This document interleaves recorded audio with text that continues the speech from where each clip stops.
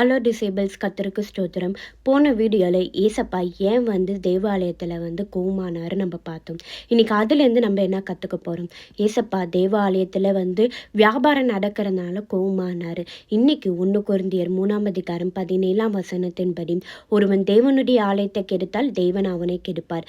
தேவனுடைய ஆலயம் பரிசுத்தமாக இருக்கிறது, நீங்களே அந்த ஆலயம் என்று ஏசப்பா சொல்லியிருக்காரு. அப்போ நம்ம தான் ஏசப்பாவோட ஆலயமாக நம்ம இருக்கிறோம். அப்போ ஏசப்பாவோட ஆலயத்தில் ஏசப்பா வாசம் பண்ணுறாரா? கொஞ்சம் நம்மளை சிந்திச்சு பார்ப்போமா?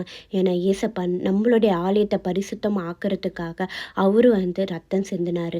நீதியாக இருந்த அவர் அநீதியாக மாறினார். நம்மளுக்காக நொறுக்கப்பட்டு காயமானார். நம்மளுக்காக முன்முடி சுமந்து ஜாட்டியால் அடி வாங்கி காரி மூஞ்சில் துப்புனாங்க. எவ்வளோ பாடுகள் தேவனை அனுபவிச்சார். அவர் சத்தமில்லாத ஆட்டுக்குட்டியை போல் அவர் வாயை திறக்காம எல்லாத்துக்குமே தாங்கி நம்மளுக்காக அவ்வளோ காயங்கள் பட்டார். அதெல்லாம் என்னன்னா நம்மளுடைய ஆலயம் பரிசுத்தமாக்குறதுக்காக.